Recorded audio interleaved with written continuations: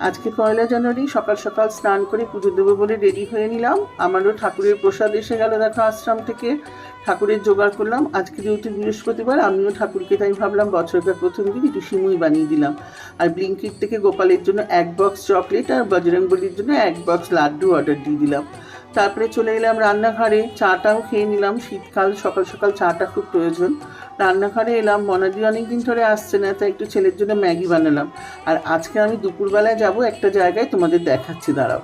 আর এই যে ছোট কেকটা দেখলে, এটা আমার এক ভাইয়ের বউ আমাকে দিয়েছে। ওকে অনেক ধন্যবাদ আমাকে সুন্দর এই কেকটা দেওয়ার জন্য। তারপরে চলে এলাম আশ্রমে। আশ্রমের পরিবেশটা দেখো কত সুন্দর। আর এই যে পঞ্চবতী বন, আমাদের শিব ঠাকুরের মন্দির, মায়ের মন্দির, রামকৃষ্ণদেবের মন্দির, কিন্তু সবই এখন বন্ধ যেহেতু দুপুরবেলা হয়েছে বলে। মা এখন বিশ্রাম নিচ্ছে। আর এই যে প্রসাদ খাওয়ার জায়গা, যারা যারা বসতে পারছে না, পায়ের ব্যথা, তারা চেয়ারে বসছে। আর যারা মাটিতে বসে তারা মাটিতে বসে, তবে আমি চেয়ারেই বসেছিলাম, কারণ আমার বসতে খুব কষ্ট হয় মেঝেতে। তারপরে যাই হোক খেয়ে প্রসাদ পেয়ে গেলাম, এটা খুব ভাগ্যের ব্যাপার। বছরকার প্রথম দিন মায়ের বাড়ির প্রসাদ পেলাম। সেখানে অনেক আয়োজন ছিল, গরম গরম ভাত, ডাল, আলুর দম, ধোকার তরকারি, বেগুনি, চাটনি, পাঁপড়, মিষ্টি, প্রচুর প্রচুর আইটেম ছিল। যাই হোক খাওয়া দাওয়া করে তারপরে একটু বেরিয়ে পড়লাম রাস্তায় হাঁটতে। বছরকার প্রথম দিন একটু ঘোরাঘুরি করি।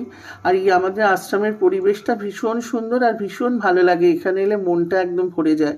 তারপরে দেখি আমার কেটু আর ছোটু কার সাথে যেন ঝগড়া করছে। একটুখানি হেঁটে আজকে 1 জানুয়ারিটা ভালোই কাটালাম। সবার যেন ভালো কাটে ঠাকুরের কাছে